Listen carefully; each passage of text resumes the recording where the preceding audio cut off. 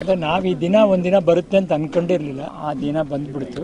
ತಂದೆಯವರು ಹೇಳೋರು, ಈ ಭೂಮಿಗೆ ಎಲ್ಲರೂ ಅತಿಥಿಗಳೇ ಬಂದ್ಮೇಲೆ ಅತಿಥಿಗಳು ಬಂದ್ಮೇಲೆ ಹೋಗ್ಲಿ. ಆ ದಿನ ನಮಗೂ ಬಂತು. ನಮ್ಗೆ ಈ ದಿನ ನಮ್ಮ ತಾಯಿನ ನೋಡೋ ಈ ಥರ ನೋಡ್ತೀವಿ ಅಂತ ಗೊತ್ತಿಲ್ಲ.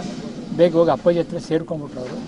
ಎಲ್ಲೋ ಅಪ್ಪಾಜಿಗೆ ಅವರು ಅಲ್ಲಿ ಬೇಕಾಗಿದೆ ಅಂತ ಅನಿಸುತ್ತೆ. ಪರಮೇಶ್ವರ ಇರೋ ಕಡೆನೇ ಪಾರ್ವತಿ ಹೋಗಬೇಕು, ಅದು ಧರ್ಮ.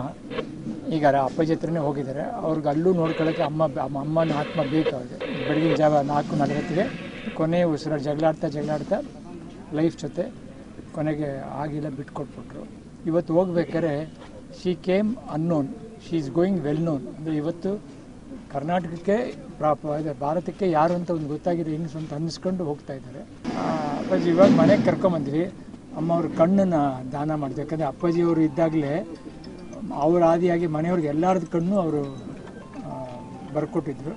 ಸೊ ಈ ಅಮ್ಮನದು, ಯಾಕಂದರೆ ಗಂಡ ಹೇಗೆ ಹೆಂಡ್ತಿನ ಹಾಗೆ ಅನುಸರಿಸ್ಬೇಕು ಅಂತ ನಮ್ಮ ಇದು.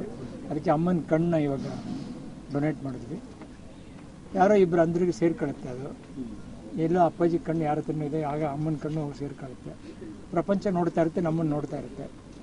ಇಲ್ಲಿ ಪೂರ್ಣಪ್ರಜ್ಞಾ ಗ್ರೌಂಡ್ ಹತ್ರ ಸಾರ್ವಜನಿಕರಿಗೆ, ಯಾಕೆಂದರೆ ನಾವು ಅಪ್ಪಾಜಿದು ಅಷ್ಟು ಕರೆಕ್ಟಾಗಿ ಮಾಡೋಕ್ಕಾಗಲಿಲ್ಲ. ಈ ಅಮ್ಮವ್ರದ್ದು ಅದು ಎಲ್ಲರದ್ದು ಇಟ್ಟು ಎಲ್ಲರಿಗೂ ಬಂದು ನೋಡಿ ಮಾಡಿ, ಆಮೇಲೆ ನಿಮಗೂ ಮೀಡಿಯಾದವ್ರಿಗೆ ಇದನ್ನು ಇಡೀ ಕರ್ನಾಟಕಕ್ಕೆ ತೋರ್ಸೋಕ್ಕೆ ನಿಮಗೂ ಒಂದು ಅವು ಸರಿಯಾದ ದಾರಿ ಆಗಲಿ ಅಂತ ಅಲ್ಲಿ ಸೆಟ್ ಮಾಡ್ತೀವಿ. ಸಾಯಂಕಾಲದವರೆಗೂ ಇಡ್ತೀವಿ ಅಪ್ಪಾಜಿ, ಒಂದು 3 ಗಂಟೆವರೆಗೂ. ಆಮೇಲೆ ಮನೆಗೆ ಕರ್ಕೊಂಬಂದು ಲಾಸ್ಟ್ ರೈಟ್ಸ್ ಮಾಡಿಬಿಟ್ಟು ಇಲ್ಲಿಂದ ಕಂಟಿನ್ಯೂ ಫಸ್ಟ್ ಹೋಗ್ತೀವಿ. ಆತ್ಮ ಅನ್ನೋದಿಲ್ಲ ಅಪ್ಪಾಜಿ, ಅದು ಪರಮಾತ್ಮಂದು. ಅದು ಅವನು ಇಷ್ಟಪಡೋರ್ಗೂ ಆತ್ಮ ನಮ್ಮ ಜೊತೆ ಮೈಯಲ್ಲೇ ಇರುತ್ತೆ. ಅವನು ಯಾವ ಸೆಕೆಂಡ್ ಯೋಚನೆ ಮಾಡ್ತಾರೆ ನನಗೆ ಬೇಕು ಈ ಆತ್ಮ ಅಂದಾಗ ಪರಮಾತ್ಮ, ಅವತ್ತು ಅದು ಯಾರಿಗೂ ಹೇಳಿದೆ ಕೇಳಿದೆ ಸೈಲೆಂಟಾಗಿ ಹೊರಟೋಗುತ್ತೆ. ಇನ್ನು ಅವ್ರು ಬಿಟ್ಟು ಹೋಗಿದ್ದಾರೆ ಕೆಲವು ವಿಷಯಗಳನ್ನ, ಅಂದರೆ ಅವ್ರನ್ನ ನಾವು ಹೇಗಿರಬೇಕು ಅಂತೆಲ್ಲ ತೋರಿಸ್ಕೊಟ್ಬಿಟ್ಟು ಹೋಗಿದ್ದ ದಾರಿ. ಇನ್ನು ಆ ಮಾರ್ಗದಲ್ಲಿ ನಾವು ಮುಂದೆ ನಮ್ಮ ಜೀವನ ನಡೆಸ್ಕೊಂಡು ಹೋಗ್ತೀವಿ. ಎಲ್ಲ ಡಾಕ್ಟ್ರು ಪಾಪ ಎಲ್ಲ ಅವರು ಪ್ರಯತ್ನ ಪಟ್ಟರು ಕೊನೆಯವರೆಗೂ.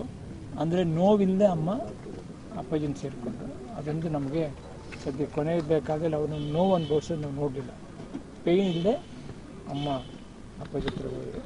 ಇಷ್ಟು ದಿನ ಅವರು ಹುಟ್ಟಿದಾಗ ಒಂದು ಹಳ್ಳಿಲಿ ಒಂದು ಮಗುವಾಗಿ ಹುಟ್ಟಿದ್ರು. ಯಾರು ಅಂತ ಅವ್ರಿಗೆ ಗೊತ್ತಿರಲಿಲ್ಲ. ಯಾರೋ ಒಂದು ತಂದೆ ತಾಯಿಗೆ ಒಂದು ಮಗುವಾಗಿ ಹುಟ್ಟಿದ್ರು. ಇವತ್ತು ಅವರ ಒಂದು ಜರ್ನಿಯಲ್ಲಿ ಡಾಕ್ಟರ್ ಪಾರ್ವತಮ್ಮ ರಾಜ್ಕುಮಾರ್ ನೀವು ಮಾಡಿದ್ದೀರಾ. ಅವ್ರನ್ನ ಶಕ್ತಿ ಕೊಟ್ಟು ಒಂದು ಸುಮಾರು 90 ಸಿನಿಮಾಕ್ಕೂ ಹೆಚ್ಚು ನಿರ್ಮಾಣ ಮಾಡೋಕ್ಕೆ ನೀವು ಬೆಳೆಸಿದ್ದೀರಾ ಶಕ್ತಿ. ಇಡೀ ಸಿನಿಮಾ ಇಂಡಸ್ಟ್ರಿ ಬೆಳೆಸಿದೆ. ನಿಮಗೆಲ್ಲ ನನ್ನ ಕೃತಜ್ಞತೆಗಳು. ಸೊ ನಮ್ಮ ಜೊತೆ ನೀವು ದುಃಖ ಹಂಚ್ಕೋತಿದ್ರೆ ಗೊತ್ತು. ನಮ್ಮ ಸಂಸಾರದ ಜೊತೆ ಯಾವಾಗಲೂ ಇದ್ರಿ. ಹೇಗೆ ಸುಖ ಹಂಚ್ಕೊಂಡ್ವಿ ದುಃಖನೂ ಹಾಗೆ ಹಂಚ್ಕೋಬೇಕು ನಾವು. ಅಮ್ಮವ್ರ ಆತ್ಮ ಶಾಂತಿ ಸಿಗಲಿ ಅಂತ ನಾವೆಲ್ಲ ದೇವರಲ್ಲಿ ಪ್ರಾರ್ಥನೆ ಮಾಡಿ.